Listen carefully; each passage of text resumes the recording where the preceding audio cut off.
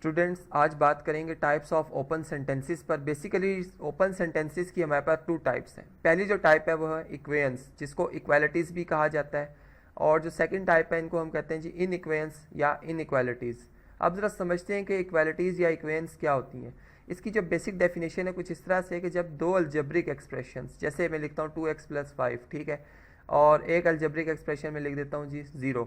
अब इन दोनों algebraic expressions के दरमियान जब इक्वालिटी का साइन आ जाएगा, यानी बराबर की अलामत आ जाएगी, तो ये क्या बन जाएगी, एक इक्वेन की शक्ल अख्तियार कर जाएगी। ये जैसे एक और एग्जांपल देखते हैं। मैं यहाँ पे लिखता हूँ 2 × x+3, ठीक है। अब ये एक एज अ होल एक अलजेब्रिक एक्सप्रेशन है, और इक्वल टू यहाँ पर एक और अलजेब्रिक एक्सप्रेशन लिख देते हैं जी 7x। तो अब ये एज अ होल एक क्या बन गई है, इक्वेन बन गई है, ठीक है। बात समझ गए होंगे। एक और एग्जांपल से ज़रा समझते हैं। फॉर एग्जांपल यहाँ पे मैं लिखता हूँ जी 4 × 5 बराबर है 9 के, ठीक है। अब ये एक इक्वेन है जो कि वाकई क्या है जी, एक ट्रू सेंटेंस भी है।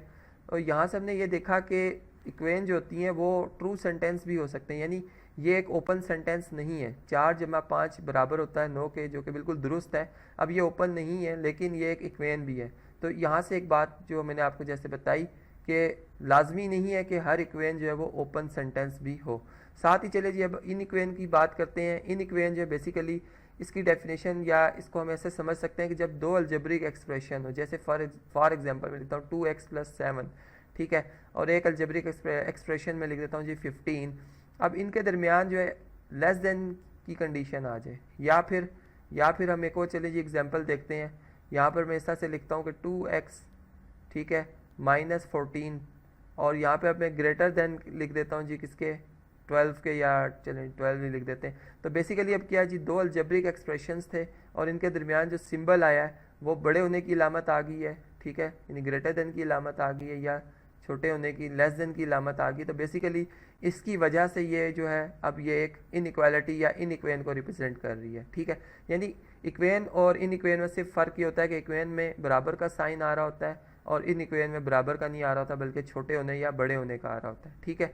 अब ज़रा इसको समझते हैं एक और एग्जांपल से। यहाँ मैं लिखता हूँ जी 5 × 4, ठीक है, जो है इसका जो सम बनता है जो भी है वो 7 से बड़ा होता है, ठीक है, जो कि बिल्कुल ट्रू है, क्योंकि हम जानते हैं कि 5 × 4 9 होता है, 9 7 से बड़ा ही होता है। अब यहाँ से अगर हम देखें तो ये बेसिकली हमारे पास एक इन इक्वेन लिखी हुई है जो कि ओपन सेंटेंस नहीं है, एक ट्रू सेंटेंस है, ठीक है। तो यहाँ से भी एक बात हमें पता चली कि जो इन इक्वेन्स होती हैं वो भी लाजमी नहीं है कि वो ओपन सेंटेंस हो, वो भी क्या हो सकती है, ओपन नहीं भी हो सकती, ठीक है। तो आज के इस टॉपिक में हमने देखा कि ओपन सेंटेंसेस की कौन सी टाइप्स हैं और किस तरह से उनको डिफ़ाइन किया जा सकता है, कैसे समझा जा सकता है।